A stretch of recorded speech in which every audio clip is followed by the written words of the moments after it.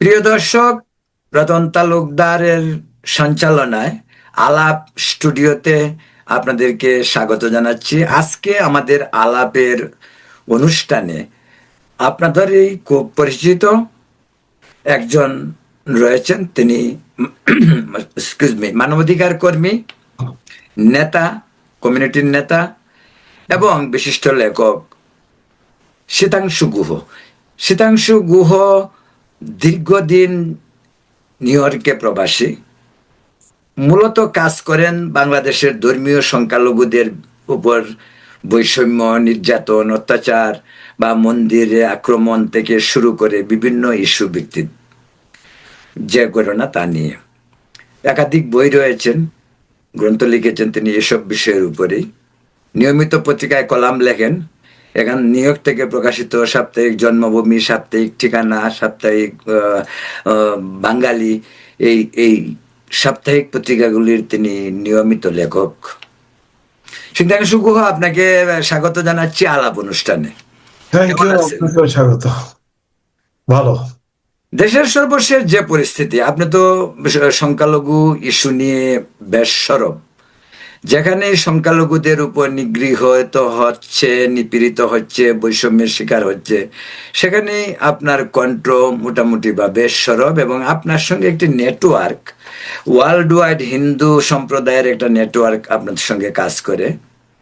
যদিও একসময় আপনি ঘুর আওয়ামী লীগের সমর্থক থাকলেও ইদানিং আপনি অনেকাংশেই আওয়ামী যে রাজনীতি, ঘরানার যে রাজনীতির প্রচলিত যে ইস্যে, সেটা থেকে আপনি বেরিয়ে এসে মূলত সংখ্যালঘুদের ইস্যু ভিত্তিক কাজগুলি করছেন। কিন্তু প্রশ্ন হলো, ইদানিং গাইবান্ধার পলাশ বাড়িতে রাম মন্দিরের একটি স্ট্যাচু নির্মাণকে কেন্দ্র করে মুসলিম সম্প্রদায়ের একটি ক্ষুদ্র অংশই বলবো আমি, যারা ধর্মান্ধ এবং তাদেরকে চেনা যায়, তাদের বেশভূষাই তাদেরকে চেনা যায় তারা কারা, বাঙ্গিয়ে বলার দরকার নেই, সকলেই বুঝতে পারে। তো এই যে অবস্থা, হঠাৎ করে একজন নেত্রী, আমাদের সুপ্রিম কোর্টের লয়ার চৈতালি চক্রবর্তী, তিনি বেশ সরব, অনেক বোকাল, বিভিন্ন ইস্যু নিয়ে কথা বলছে, যদিও তার ব্যাকগ্রাউন্ডটাও আওয়ামী লীগের। তো প্রশ্ন হলো, আওয়ামী লীগের 17 বছর আর আগের 5 বছর সব মিলিয়ে 20-22 বছরের ইতিহাসে কিন্তু সংখ্যালঘুদের উপর অত্যাচার কম হয়নি, অনেক হয়েছে। তারপরে এই আওয়ামী লীগ, আজকে বিএনপি ক্ষমতায়, আজ এই আওয়ামী লীগের নেতা যারা সংখ্যালঘু ইস্যু নিয়ে খুব কথাবার্তা বলছেন, কতটুকু কার্যকর ভূমিকা রাখতে পারে বলে মনে করেন? থ্যাংক ইউ আপনাকে। আসলে আওয়ামী লীগ করা কি অপরাধ নাকি?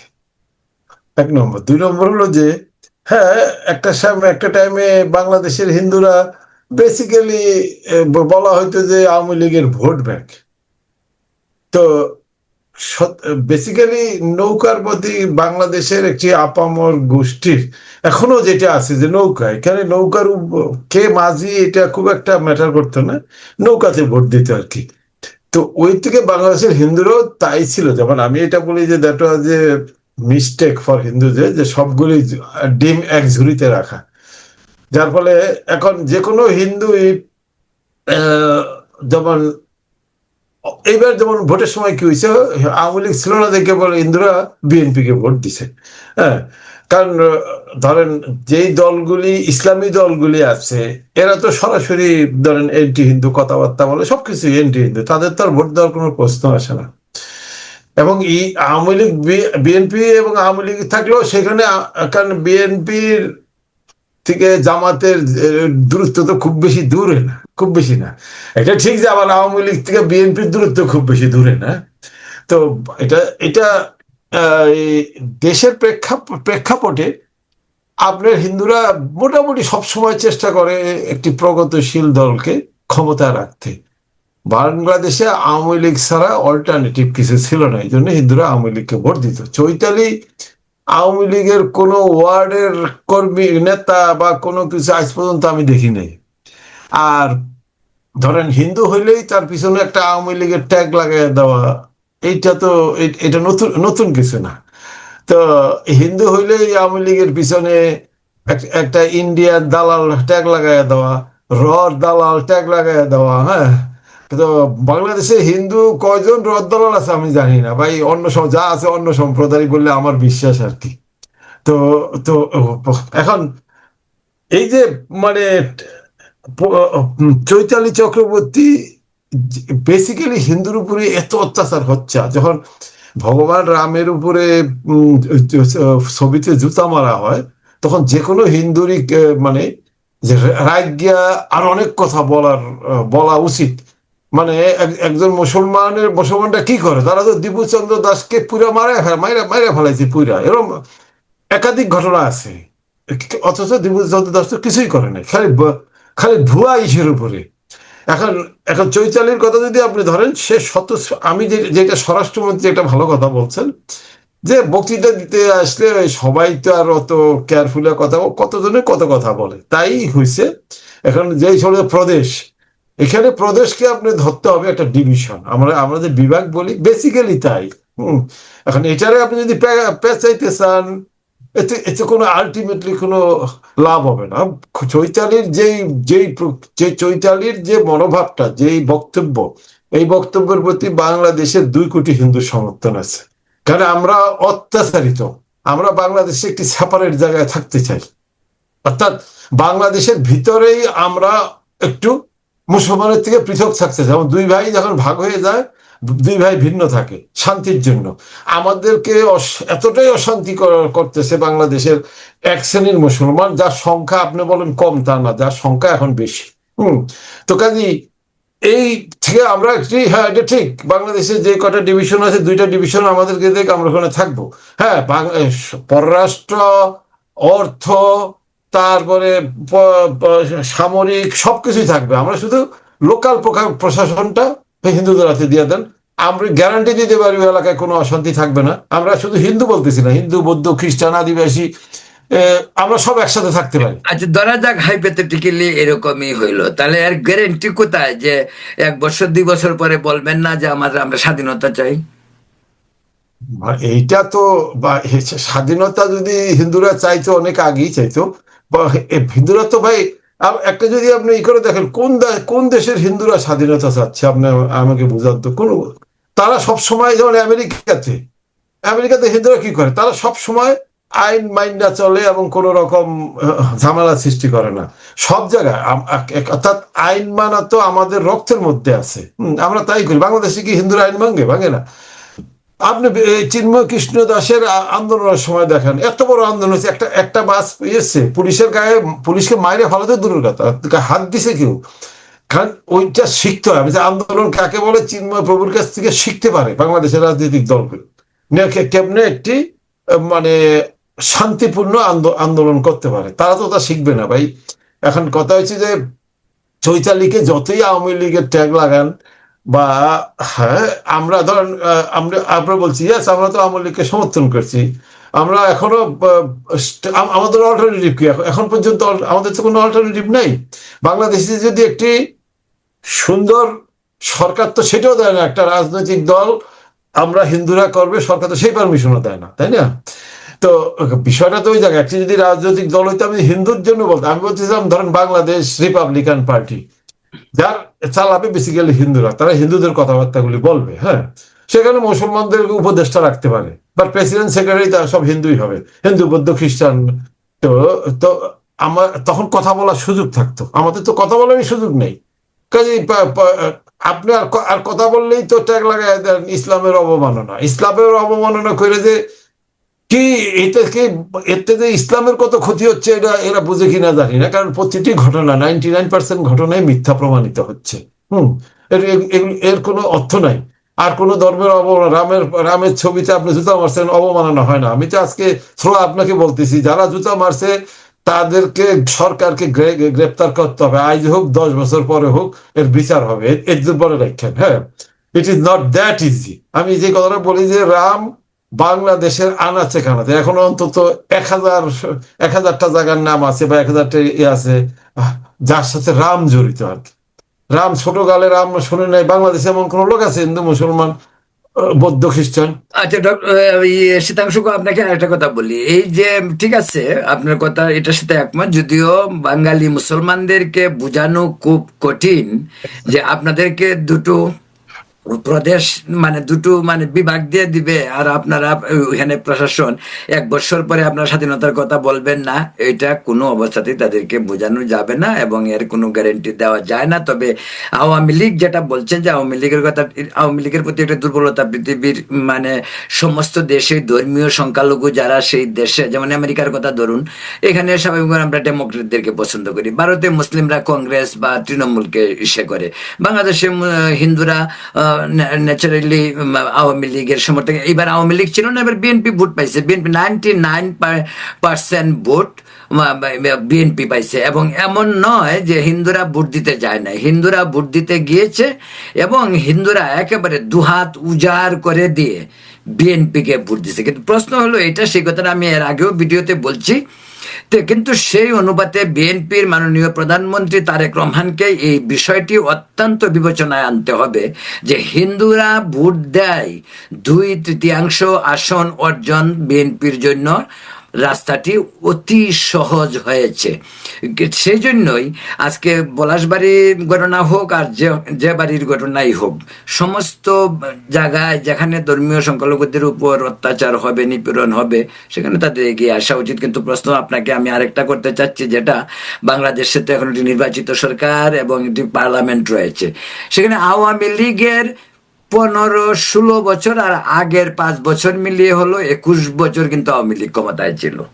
আওয়ামী লীগের পার্লামেন্টে অন্তত বিএনপির চেয়ে বেশি সংখ্যালঘু সম্প্রদায়ের মেম্বাররা ছিল। কোনো কোনো সময় 21 জন, 20 জন, 18 জন, 19 জন এরকম ভাবে ছিল।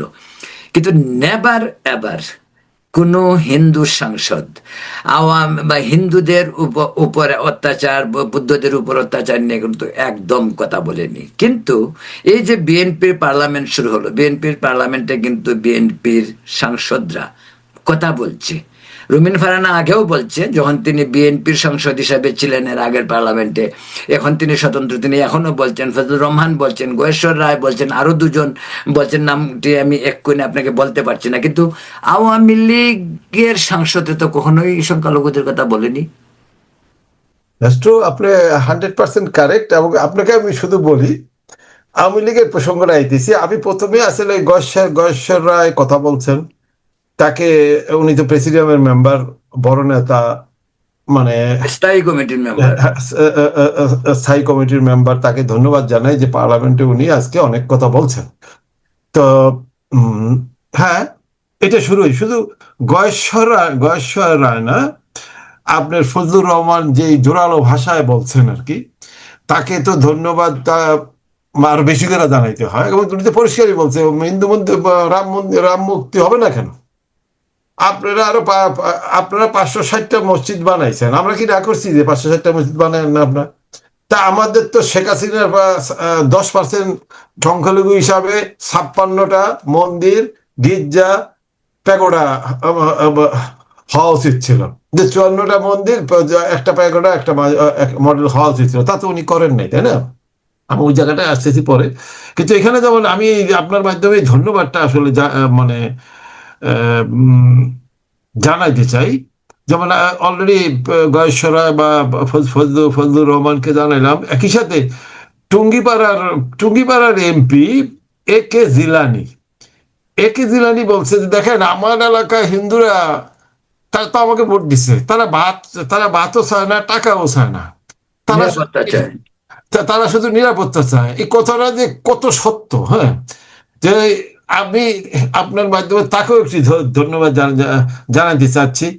তারপরে রুমিন ফারহানা তো বেশ ভোকাল, তাকে তাকে ধন্যবাদ জানাইতে হয়।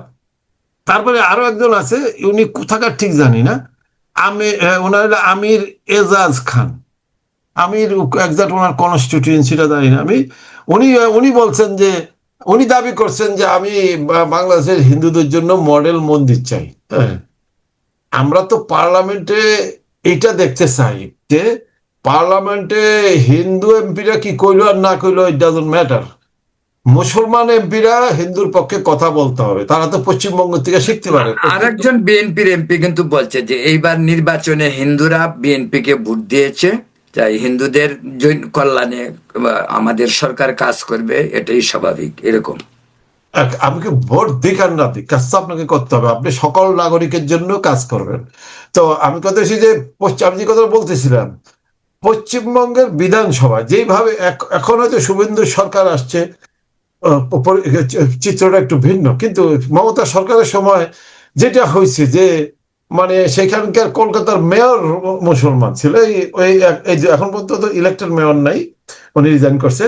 তো এখন এই যে ওইখানে মুসলমানরা যেই শক্তিতে কথা বলে, কার জোরে বলে? মমতা ব্যানার্জির জোরে বা তৃণমূল কংগ্রেসের জোরে বলতে, তাই না? তো এই জোরটাকে মমতা ব্যানার্জিকে, এখন মমতা ব্যানার্জি বা তার অর্ধেক হিন্দুদের সংখ্যালঘুর পক্ষে কথা বলে, মমতা এরম একটা লোক, এরম একটা নেতা নেত্রী কি বাংলাদেশে আছে? শেখ হাসিনা কি ছিল? কেউ কি কথা বলছে? আওয়ামী লীগকে আমরা ভোট দিচ্ছি, আমাদের উপায় ছিল না, হ্যাঁ, বারে বার ভোট দিতে হয়েছে। এখন আজকে এই নেতাগুলি কথা বলতেছে, এই নেতাদের কথা বলায় উৎসাহী হবে আরো অন্য এমপিরা, তারাও কথা বলবে। এটা ঠিক যে আওয়ামী লীগের আমলে একজন এমপিও কথা বলে নাই, কিন্তু আপনি যদি দেখেন সুরঞ্জিত সেনগুপ্ত কথা বলছে, সুরঞ্জিত সেনগুপ্তকে ধরে, ওনাকে উনি বাংলা বাংলা বাংলা ভাষায় বলে ওনাকে নিতান্ত ভাবে ন্যাক্কারজনক ভাবে ইয়ে করা, অসম্মান করা হয়েছে। তারপরে পঙ্কজ দেবনাথ একটুখানি আলাপ ইয়ে করছিল, পঙ্কজ দেবনাথকে আপনি কি মনে করছেন এগুলি গভর্নমেন্টের ইয়ে ছাড়া, ইঙ্গিত ছাড়া হয়? মানে এখানে গভর্নমেন্টের একটা লবি জড়িত ছিল, ডিজিএফআই জড়িত ছিল, সবকিছু। ইভেন নীলচন্দ্র ভৌমিক একটা নেপালের অ্যাম্বাসাডার হয়েছে, তারে তারে কি মিথ্যা মিথ্যা ইয়ে দিয়া যে ওই ওই ওই নায়িকার সাথে, কি নেপালি নায়িকার নামটা ভুলে গেছি, মনীষা মনীষা কৈরালা। মনীষা কৈরালার সাথে, আমার সাথে যে কোনো না, কিন্তু একজন শীতাংশু দা, এখানে যদি একজন যদি বলে যে উনি হিন্দু বৌদ্ধ খ্রিস্টান ঐক্য পরিষদের নেতা, উনি কি কোন হিসাবে আবার ওই এখানে অ্যাম্বাসেডার হতে যান? উনি অ্যাম্বাসেডার হলেন কেন? এটা তো আপনার সাথে এখানে আমি একমত। উনি অ্যাম্বাসেডার বলে আমাকে কল দিছিলেন, আমি তাকে একটা কোশ্চেন দিয়ে জিজ্ঞেস করলাম যে আপনার কি ঢাকাটা পড়ছিল, আপনি ঢাকা ইউনিভার্সিটির একটা প্রফেসর, কি নেপালের অ্যাম্বাসেডার হইতে যাইতেছেন, এটা কি?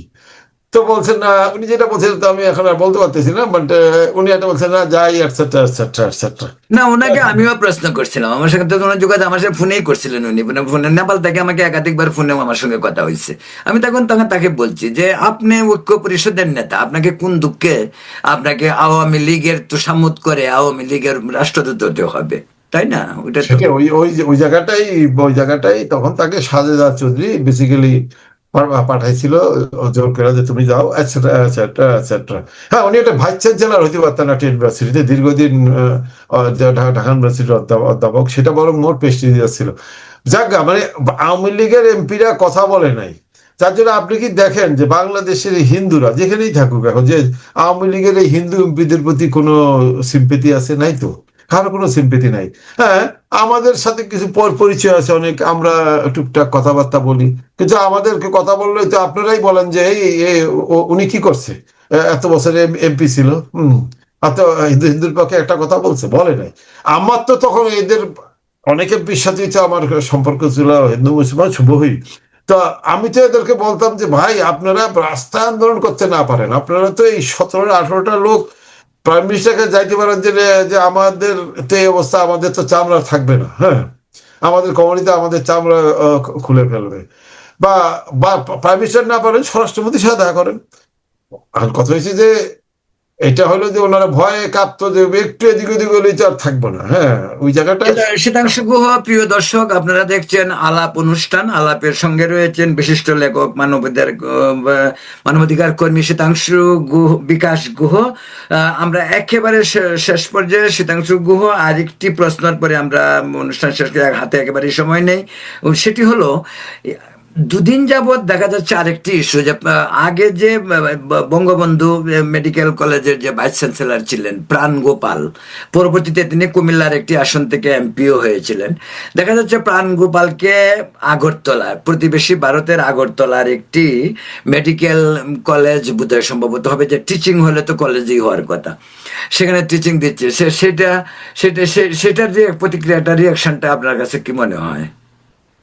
এইটা হয়তো ধরেন আপনি যদি ওই ৭১-এর দিকে তাকান, ৭১-এ যখন অনেক লোক গেছে, মানে তখন কিছু কিছু লোক বিভিন্ন জায়গায় তারা চাকরি করছে, হ্যাঁ, বা তাদের চাকরি দেওয়া হয়েছে, তাদের সেই যোগ্যতাটা ছিল আর কি।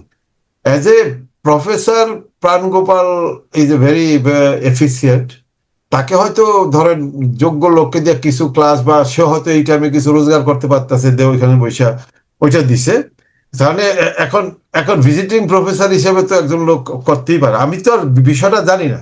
Prangopal is a nice gentleman এবং ভালো, অত্যন্ত অভিজ্ঞ, বাট ওনার মতো তোষামোদী উনি মন্ত্রী হওয়ার আগে পরে যে করছে, এই জন্য ব্যক্তিগতভাবে আমার সাথে, আমি ওনার সাথে মানে আমেরিকা যখন আইছিল, বেসিক্যালি আমরা, উনি ঢাকা মেডিকেল কলেজে ছিল। ওই সময় আমার সাথে কোনো পরিচিতি ছিল না, কিন্তু আমেরিকায় যখন আইছিল তখন আমি তার সাথে আমার কথা হয়েছিল অনেক, আমরা দেখা একসাথে বসছিলাম। তো কিন্তু ওই প্রাণগোপাল আর ওই এমপি প্রাণগোপাল এক জিনিস না, এই জায়গাটা হলো সমস্যা। অর্থাৎ এই, ভাই তুমি যা আছো দ্যাট ইজ এনাফ। হ্যাঁ, তুমি একটা ভালো প্রফেসর। শেখ হাসিনার কান, উনি কানের যে চিকিৎসক ছিলেন, কানে কানে কি কথা বলছে যে শেখ হাসিনা তাকে এমপি বানাই দিছে। আর তার তো এই তো সমিতিটা করার দরকার ছিল না। আমার যেটা আর কি, যার জন্য রেসপেক্ট নেই, মানুষের রেসপেক্ট কমে গেছে। বাট ওইখানে বিষয়টা হতো ওই যে যে প্রফেসর, আমরা যে এইটা হলো যোগ্য লোককে আপনি, ধরেন আমি যদি এখন আমেরিকার থেকে যাই, ওখানে গিয়ে স্থায়ীভাবে থাকতে, আমিও তো কোনো একটা কাগজে চাকরি লেখালেখি করতে পারি, আমার কিছু পয়সাও দিতে পারে, হ্যাঁ, আপনি দেখতে পারেন। কিন্তু তার মানে এই নয় যে আমি ইন্ডিয়ান সিটিজেন হয়ে গেছি, বা তারা আমাকে ইন্ডিয়ান সিটিজেন বানায় ফেলছে। এটা হয়, এটা বিভিন্ন গুণীর কদর, ওনার ওই গুণটা তো আছে, তাই না? ধরেন আপনি এই যে স্বাস্থ্যমন্ত্রী ছিল আমাদের শেখ হাসিনার আমলে, ওর নাম কি, আমাদের সেন, আহ, ভুলে গেছি। তো সামন্তলাল। সামন্তলাল সেন। আমি সামন্তলালকে সেনকে চিনি দীর্ঘদিন, দীর্ঘদিন মানে মানে সেই 1978-79 সন থেকে তাকে আমি চিনি, এবং তার পুরো পরিবারকে আমি চিনি। তো নাইস জেন্টলম্যান, হ্যাঁ। আপনি তো তারে সে আওয়ামী লীগের সাথেও নাই, পাশে নাই। একজন টেকনোক্রেট হিসাবে শেখ হাসিনা না তারে মন্ত্রী বানাইছে, তারে জেল খাটাইলেন, নাহলে তারে দিয়ে তো তার মতো এরকম এক্সপার্ট, মানে অগ্নিতে যারা পুরা যায়, তো বাংলাদেশের নাই। Burn unit. হ্যাঁ, বার্ন ইউনিটের এ তো নাই। হ্যাঁ, প্রথমত সে না গেলে আমরা খুশি হইতাম, গেছে যাচ্ছে ঠিক আছে, দেশের কিছু সেবা করি, এর খুব স্বাভাবিক। কিন্তু মানে তার, তারে তারে যেটা বলে রাখছে, আরে বাবা, তারে তারে দিয়ে দেশ সেবা নিক না, সে তো দেশের সেবা দিতে রাজি। তার তো পয়সার দরকার নাই। তারা মানে দীর্ঘকাল মানে মোটামুটি অবস্থাপন্ন ফ্যামিলির লোক। ওকে ওকে, প্রিয় প্রিয় দর্শক, আমরা এখানে শেষ করবো। শীতাংশু বিকাশ গুহ, আপনাকে অনেক অনেক ধন্যবাদ। পরবর্তী কোনো ইস্যু নিয়ে আবার আপনার সঙ্গে কথা বলবো। Thank you. এই পর্যন্ত ভালো থাকুন, সুস্থ থাকুন, নিরাপদ থাকুন। ধন্যবাদ। Thank you.